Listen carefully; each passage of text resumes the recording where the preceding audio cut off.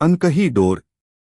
शहर के कोलाहल से दूर हिमालय की तलहटी में बसा एक छोटा सा गांव था, नौरंगी। वहां की हवाओं में कुछ अनकहा सा तैरता था, जैसे पहाड़ों की खामोशी में कोई छुपा हुआ रहस्य हो।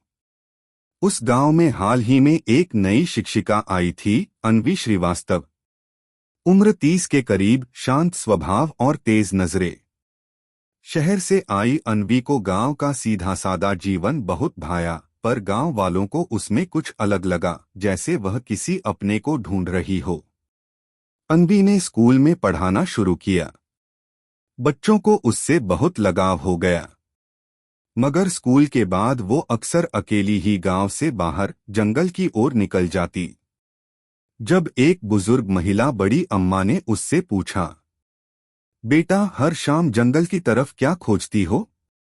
तो अन्वी बस मुस्करा दी, शांति अम्मा, बस शांति। लेकिन बात केवल शांति की नहीं थी। एक दिन गांव की 12 वर्षीय लड़की चंपा लापता हो गई। गांव में अफरा तफरी मच गई।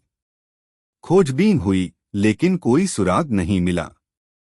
अगले दिन सुबह चंपा स्कूल के बाहर बैठी मिली, मगर उसकी आंखों में डर और होठों पर सन्नाटा था। कुछ बोल नहीं रही थी। अन्वी ने चंपा को गले से लगाया, लेकिन तभी चंपा ने धीमे से कहा, दीदी, वो फिर आई थी, सफेद साड़ी वाली। गांव में ये अफवाह पहले से थी कि पुराने कुएं के पास एक औरत की आत्मा भटकती है। सबने इसे वही मान लिया। मगर अन्वी को ये बात आसान नहीं लगी। उसने तय किया कि इस रहस्य से पर्दा हटाकर ही रहेगी। रात को जब सब सो चुके थे, अन्वी चुपचाप स्कूल की पुरानी फाइलों में कुछ ढूंढने लगी।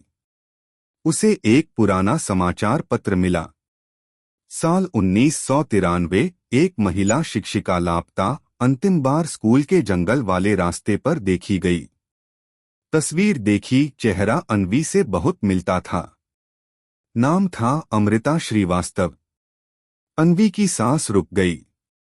अमृता, उसकी मां का नाम। उसके हाथ कांपने लगे। यादें ताजा हो गईं, बचपन में मां के अचानक गायब होने की बात, पिता की चुप्पी, और फिर शहर में पलना। अब उसे सब समझ आने लगा था।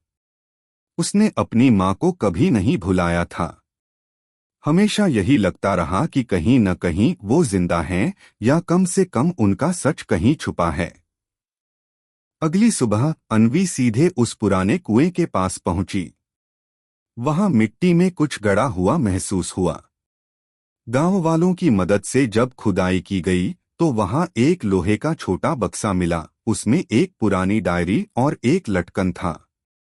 डायरी में अमृता की लिखावट थी, अगर कोई ये पढ़ रहा है, तो शायद मेरी बेटी अब बड़ी हो गई है। मैं जानती हूं मैं उसे फिर नहीं देख पाऊंगी, लेकिन वो इस गांव में जरूर लौटेगी, क्योंकि खून की डोर कभी नहीं टूटती। गांव वालों की आंखें नम हो गईं। अन्वी ने जब लटकन पहचाना, वो वही था जो मां हमेशा पहनती थी। आज गांव को दो बातें समझ आईं।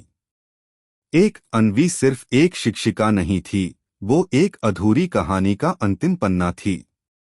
दो, और ये कि कुछ रिश्ते, चाहे जितने भी छुप जाए, वक्त आने पर खुद ब खुद सामने आ जाते हैं। गांव के लोग अब अन्वी को बस टीचर मैम नहीं, बल्कि अमृता की अमानत कहते हैं। समाप्त।